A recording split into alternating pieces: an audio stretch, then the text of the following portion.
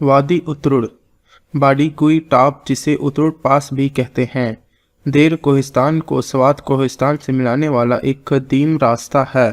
इस पास को दोनों तरफ के कोहिस्तानी कबाइल सदियों से इस्तेमाल कर रहे हैं। बाडकुई पास के जरिए थल से कलाम पहुंचने में तकरीबन 3 से 4 घंटे लगते हैं। हर साल हजारों की तादाद में सियाह सवात से होते हुए इस रास्ते से कमराट आते हैं। इस रास्ते पर सफ़र करके सियाह न सिर्फ वादी कमराट की सैर का लुत्फ लेते हैं, बल्कि इसके साथ साथ मदीन, बहरीन, कालाम, महोडंड और उतरुड़ के कुदरती नज़ारे भी देख सकते हैं। अगर आप भी एक टूर में कलाम और वादी कमराट देखना चाहते हैं तो आपको स्वात मोटरवे से सीधा मेंगोरा आना होगा। मेंगोरा से फिर आगे कलाम की तरफ आना होगा। कलाम से उतरुड़ गांव तक जीप का ट्रैक दरिया के साथ साथ एक हमवार रास्ते की सूरत चलता है।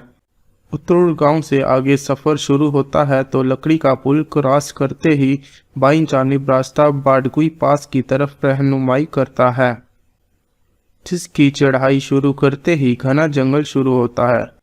जो आप ऊंचाई की तरफ फासला तय करते हैं, इसकी खूबसूरती में बेपनाह इजाफा होता जाता है। इस जंगल में बड़े बड़े तनों वाले कदीम तरीन दरख्त देखे जा सकते हैं। रास्ते में बहते झरने और रोड की खूबसूरती में और भी इजाफा करते हैं। यहाँ सपेन फोड़ झील, कंडोल झील और धमाका झील काबिल जिक्र हैं।